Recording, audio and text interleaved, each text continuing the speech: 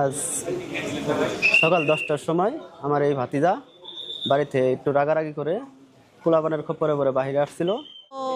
10 তারিখে বৃহস্পতিবার মানে নিখোঁজ হয়ে গেছিল, হারিয়ে গিয়েছিল। আমরা অনেক খোঁজাখুঁজির পরে ওকে কোথাও পাইনি। আজকে সকাল আনুমানিক 10টা বাজে মাদ্রাসা থেকে বের হয়েছে, তো বের হওয়ার পর হারিয়ে গিয়েছে। তো ওস্তাদরা না পাওয়ার পরে মাগরিবের পর আমাকে জানানো হয় যেরকমভাবে আনাজকে পাওয়া যাইতেছে না।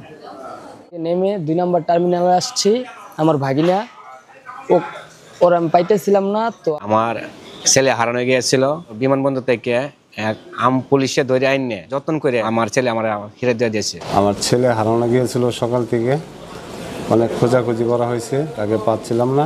আনুমানিক বিকেল 5টার দিকে এয়ারপোর্ট পুলিশ আমাকে কল করে যে আমার ছেলে তাদের এখানে আছে। অফিসে আসার পরে দেখি আমার ছেলে সুস্থ আছে। এয়ারপোর্ট পুলিশদেরকে অসংখ্য ধন্যবাদ। ভাগিনাকে নিয়ে আসছি সাথে, ভাগিনা ওর দাদার কাছে ছিল, ওর মাঝে ভাগিনা ভুলবশত হারাই গিয়েছে।